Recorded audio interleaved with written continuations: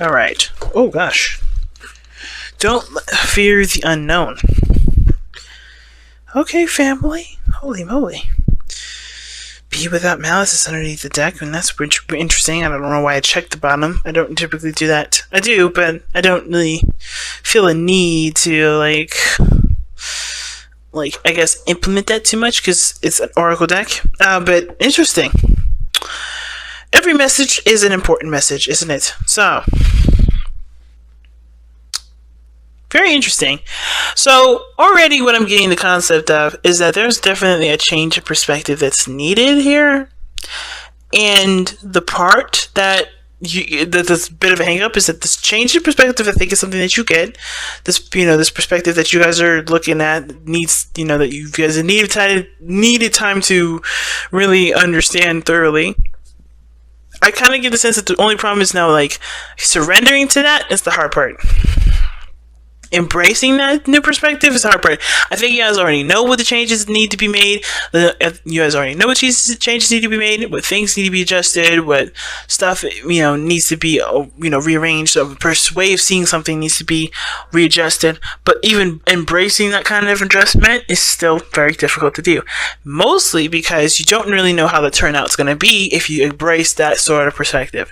You just know that where you are now, what you're doing, how you see things, how you believe things is not conducive to what you're trying to do in your life. Now, the reason why I say that is because do not fear the unknown is really what it means. Don't let the unknown get you down or get you to, get you back up. The unknown is nothing more than just a blank canvas for you to create what you want.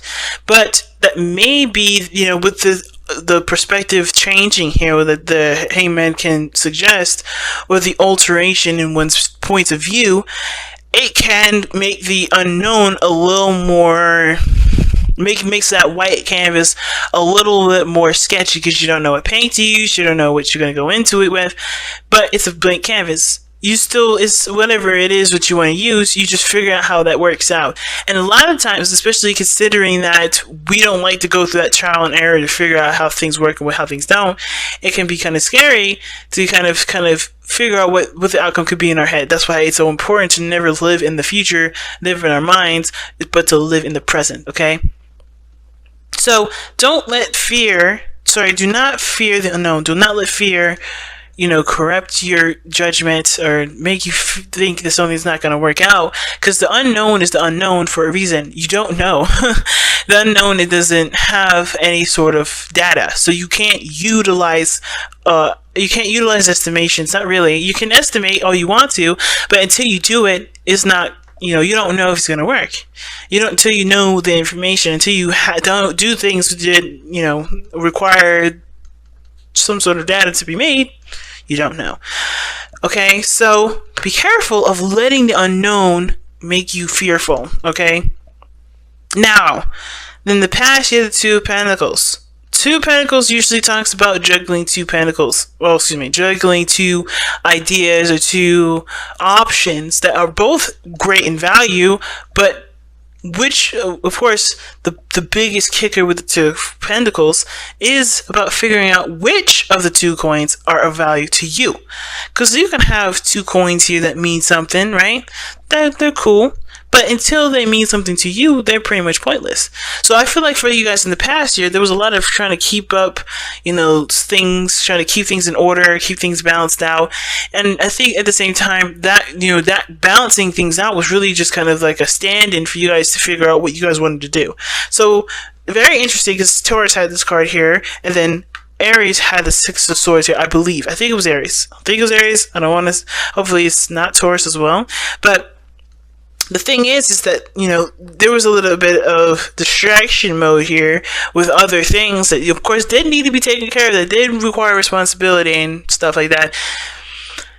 But it was a distracting tactic to keep you from basically making a decision that was that can be kind of hard to make, because you don't really know how either one of these are going to turn out, right? There are real options. There are options that does affect your physical day-to-day life. However, how they're going to turn out you don't really know. So I feel like in the past year you ended up coming up with that decision, right? You end up coming up with a decision. Yes, putting aside the things that you're juggling, and that's where the adjusting, the changes are coming in at this moment. No, surrendering to a certain perspective, realizing what doesn't work for you, seeing things from a different side or a different point of view, and embracing that point of view to be able to release it now. The same time, I kind of feel like for a lot of you guys, there was distractions here, period, and there may not have been a decision made, which is why death is coming up, because you're realizing something is not working now, some things are not serving you. That, I think, this distracted period, in a way, was a way for you to look at a situation to see what you needed to see to be able to make space for something new to come into your life. Like, again, you're not doing anything to bring something new in. I shouldn't say that. You're not actively bringing something new in. You're clearing space for something new to come in.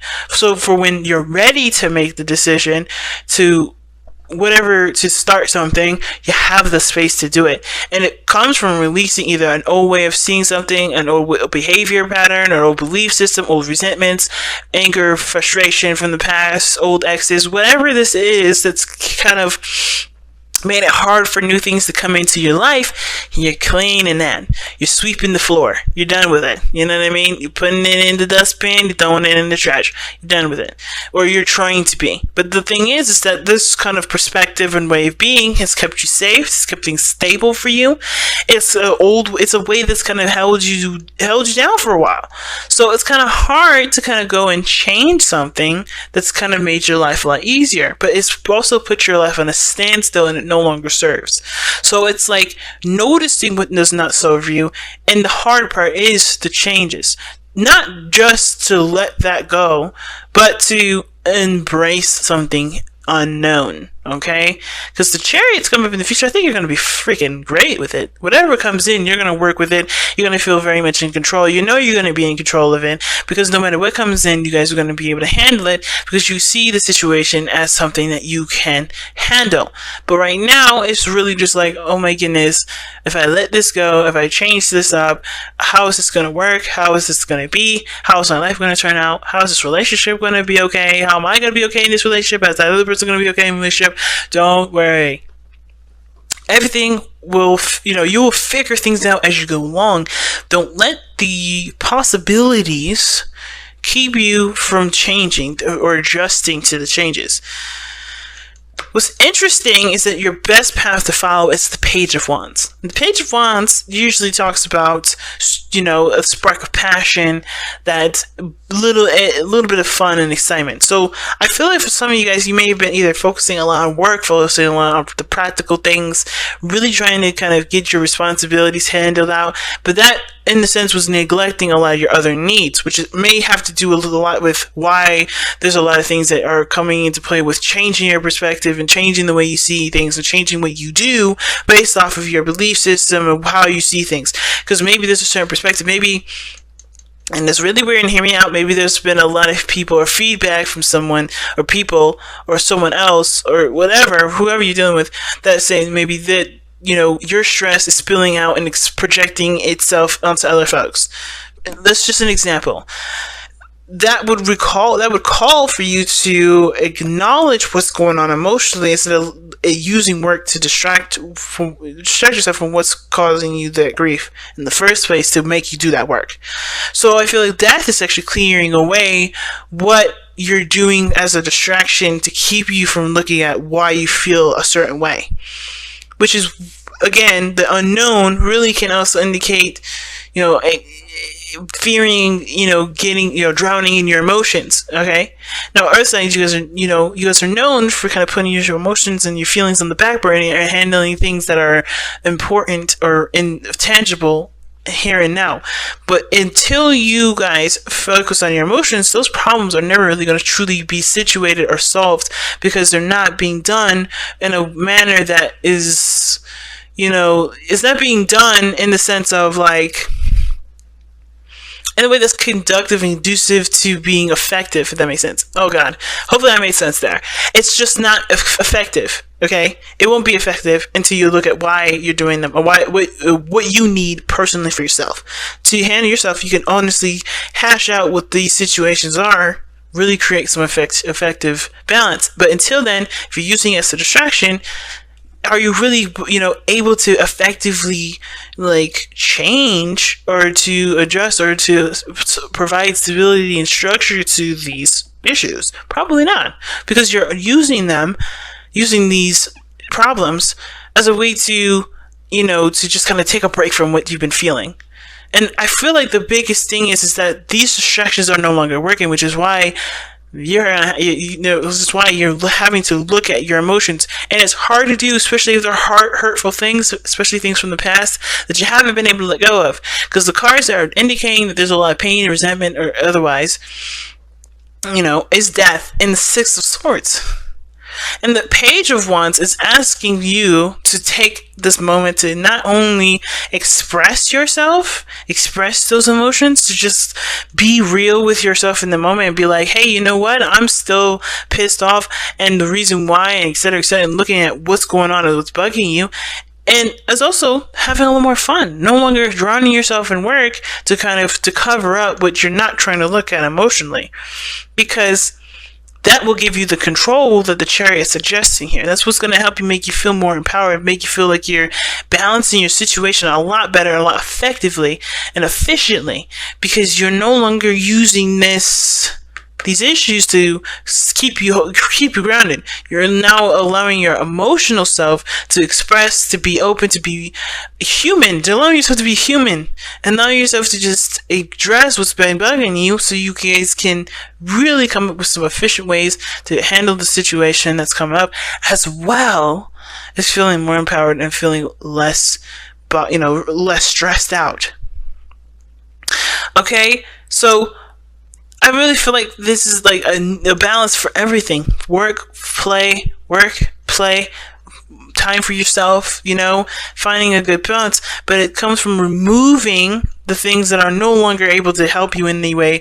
Ignore what those emotions are trying to say, okay? And emotions are trying to express, right? Now, at the same time, the unknown doesn't have to be emotions. It could just be that there is a distraction, like you're distracting yourself from making a decision that you don't know the outcome from. And the Page of Wands is saying, just, don't, instead of looking at what the possibilities could do, the wrong things, what could go wrong, or even just what could go right, allow yourself to just figure out what you want to do and go for it. Take the steps and just go for it. Don't worry about overthinking it or making sure it's the right decision, because any decision, as long as you put your heart and soul into it, can be the right decision. It can turn out beautifully and successfully. But it requires you to just pick something and go with it. But it's interesting that the Page of Wands comes up like that, because that's a card of fun. That's a card of being tapping into your youthful energy. Okay? And death is letting something go, moving on, leaving something behind, and allowing and making space for something new to come in, like the Six of Swords would suggest. Six of Swords and this Death card are actually, in my opinion, are pretty much the same card.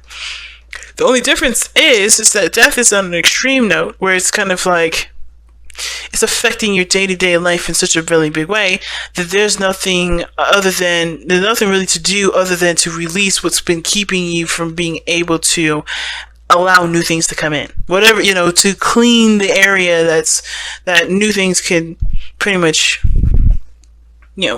take up the space of, that will actually make you happy, versus what's been kept keeping yourself there. Yes, may have worked for a while, but no longer serving you in the way that you want it to serve you. So the Six of Swords is about moving on to new pastures and being, finding a better environment, a better path in life. The Six of Swords can also indicate, like I said, leaving the past behind. Moving on. No longer letting the past predict or tell you how things are going to be. And that can be kind of scary, because if you're literally moving on from the old, where things were predictable, yeah, it's gonna put you in a position where you're gonna experience some new stuff. You're gonna be put in a situation where you're gonna see some things from a new perspective, and you're going to have to, figure out what you're gonna do with those new things. But I don't think it's a fearful thing. It's also something to look forward to. It can be, like I said, with Taurus, I think, or was it Aries? It's also, I can't remember which one it was, but it's something to look forward to.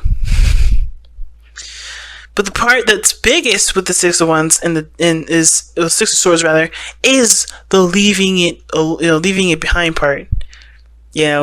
Growing from that situation, expanding your horizons. Now, your hopes and fears is the Three of Wands, and I feel like you guys hope for what you guys have, been manifesting, whatever it is that you've been expecting. Whatever you've been putting your hard work towards, I feel like you guys really hope to see that come in. I think you guys are either waiting for something to come into, that like I said, you've been putting hard work into. I think the fear is that you kind of, you're just going to be sitting there left waiting forever.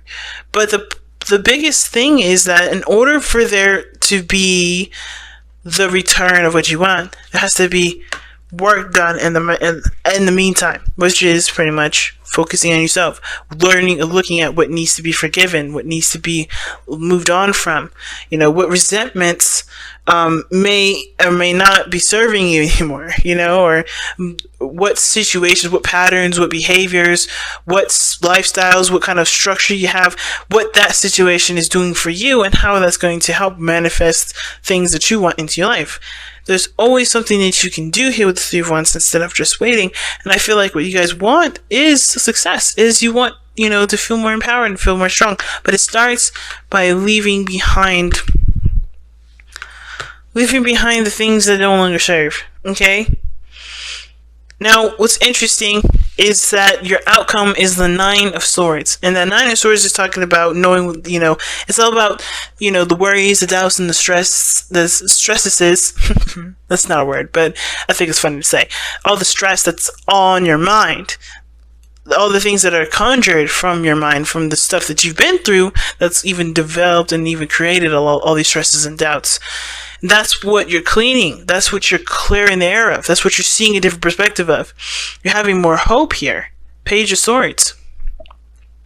Getting more information, and now I think you guys have gotten more information to now be able to leave behind an old perspective, surrender that old way of thinking, and embrace a new way, so that success can come to you because you are moved on from whatever the stress was from the past, or the stress was, whatever this has caused the stress.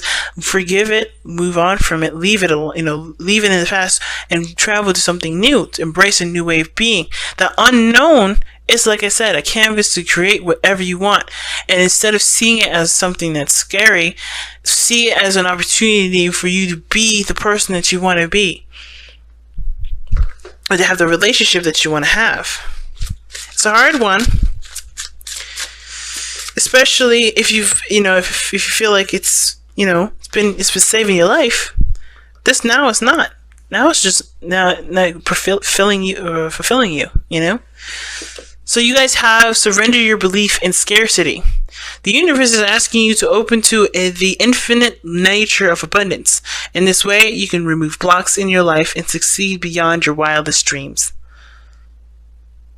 I believe it. Yeah. That's literally what we were just talking about. Do not fear the unknown and surrender your belief of scarcity are very similar in the sense of, not letting yourself limit the possibilities of success based off what you know. Based off of what you've been doing forever. Because that is not going to get you to success. You're always going to have to change some stuff up. And this is the time. This is the situation to do that.